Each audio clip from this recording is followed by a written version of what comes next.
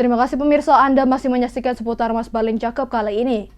Pemirsa, maraknya kekerasan terhadap anak dan remaja akhir-akhir ini sangat memprihatinkan. Mitigasi dan penanggulangan terhadap kasus tersebut juga terus dilakukan, termasuk yang dilakukan Prakeswari Banyumas. Kasus kekerasan terhadap anak dan remaja ini seperti fenomena gunung es, karena banyak di antara korban tidak berani melaporkan apa yang dialaminya, termasuk orang terdekat. Kekerasan bisa saja terjadi di desa, bahkan di kota besar sekalipun. Baik kekerasan fisik maupun psikis, bullying, bahkan kekerasan seksual dan kekerasan digital.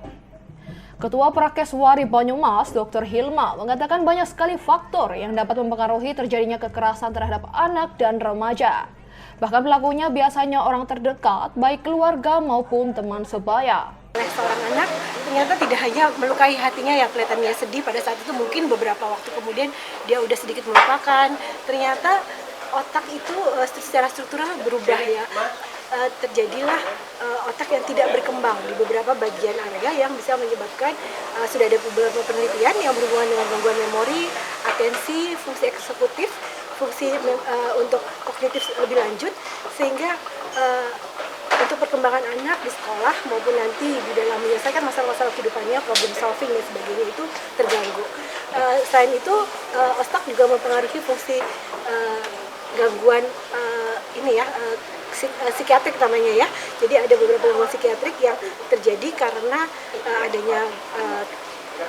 adanya kekerasan pada masa kanak, seperti misalnya gangguan cemas, depresi, harga diri yang buruk, lalu bisa juga PTSD, lalu bisa juga ada gangguan yang sifatnya trauma-trauma yang mengganggu misalnya bangun kepribadiannya menjadi kepribadian yang cemas, menghindar, atau bahkan kebalikannya menjadi orang yang meniru pola perilaku itu menjadi kepribadian yang antisosial, kepribadian yang agresif, impulsif.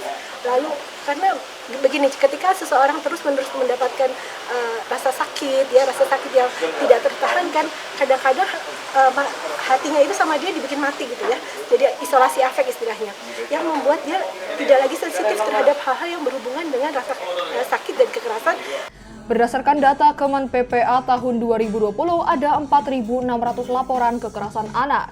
1.111 anak mengalami kekerasan secara fisik.